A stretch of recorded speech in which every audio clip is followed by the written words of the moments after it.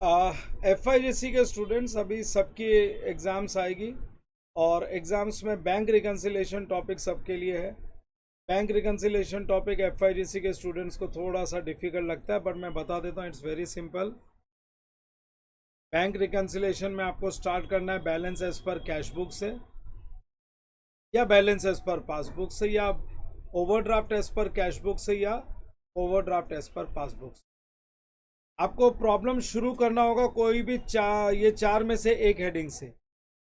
Bank balance as per cash book, bank balance as per passbook, overdraft as per cash book, या overdraft as per passbook. Add less करके नीचे answer निकालना है। कुछ items add होंगे, कुछ items less होगा, और वो लेस होने के बाद जो आंसर आएगा, सपोज आपने स्टार्ट किया balance as per cash book से, कुछ आइटम्स ऐड किए, कुछ आइटम्स लेस किए, और ऐड लेस करने के बाद आंसर पॉजिटिव आ गया, तो स्टार्ट अगर balance as per cash book से किया है तो वो answer balance as per passbook माना जाएगा। लेकिन अगर आंसर नेगेटिव आ गया, स्टार्ट किया था balance as per cash book से, आंसर आ गया नेगेटिव, तो उसको ओवरड्राफ्ट एज पर पासबुक। अच्छा, स्टार्ट कैश बुक से किया तो एंडिंग पॉइंट पासबुक होगा, स्टार्ट कैश बुक से किया तो एंडिंग पॉइंट पासबुक होगा। लेकिन start cash book balance as per cash book से किया है, ऐड लेस करने के बाद अगर आंसर पॉजिटिव आता है तो बैलेंस एज पर पासबुक, और अगर आंसर नेगेटिव आता है तो ओवरड्राफ्ट एज पर पासबुक। आप जो भी बैलेंस से स्टार्ट करते हो, balance as per cash book से, या बैलेंस एज पर पासबुक से, या overdraft as per cash book, या ओवरड्राफ्ट एज पर पासबुक से, ऐड लेस करने के बाद अगर आंसर पॉजिटिव आ गया तो ऊपर अगर बैलेंस था तो नीचे भी बैलेंस ही लिखोगे। हाँ, ऊपर कैश बुक है तो नीचे पासबुक लिखोगे। लेकिन नेगेटिव आ गया तो ऊपर बैलेंस है तो नीचे ओवरड्राफ्ट।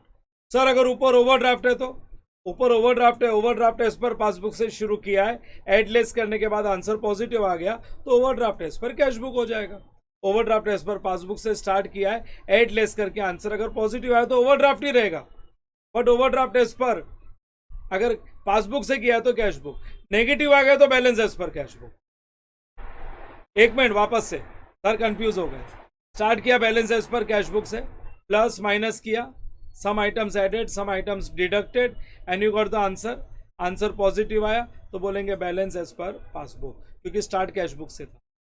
आंसर नेगेटिव आ गया तो बोलेंगे overdraft as per passbook. We will say overdraft as per passbook. Start किया था overdraft as per cash book से, प्लस माइनस करके आंसर आ गया पॉजिटिव तो ओवरड्राफ्ट एज पर। स्टार्ट किससे किया था? Overdraft as per cash book से किया था, प्लस माइनस करके आंसर आ गया positive, overdraft as per passbook. Sir answer negative आ गया तो बैलेंस एज पर पासबुक। आप स्टार्ट अगर बैलेंस से करते हो तो एंड भी बैलेंस ही रहेगा। स्टार्ट अगर ओवरड्राफ्ट से करते हो और आंसर पॉजिटिव आया तो एंड भी ओवरड्राफ्ट ही रहेगा, और नेगेटिव है तो बैलेंस हो जाएगा। It is so simple. Sir add less कैसे करना है? That's very simple. पॉकेट में पैसा आया तो कैसा लगा? अच्छा लगा तो ऐड करो। पॉकेट से पैसा गया तो कैसा लगा? बुरा लगा, लेस करो। ज़्यादा पैसा आया, ज़्यादा अच्छा लगा, ऐड करो। ज़्यादा पैसा गया, लेस करो। आने वाला था नहीं आया, अरे पैसा आने वाला था नहीं आया, अच्छा नहीं लगा, लेस। जाने वाला था नहीं गया, अच्छी बात है, मेरे पास ही पड़ा है, ऐड करो। मैं मेरे अगले लेक्चर में बताऊंगा ट्रांजैक्शंस, ये एडलेस में ट्रांजैक्शंस फिट करके बताऊंगा कि ट्रांजैक्शन से ये एडलेस कैसे होता है। Orally it can be done, it can be done orally. चलो bye bye and stay connected. मेरा जो नेक्स्ट लेक्चर आएगा उसमें मैं एडलेस ट्रांजैक्शंस के साथ बताऊंगा। Bye bye.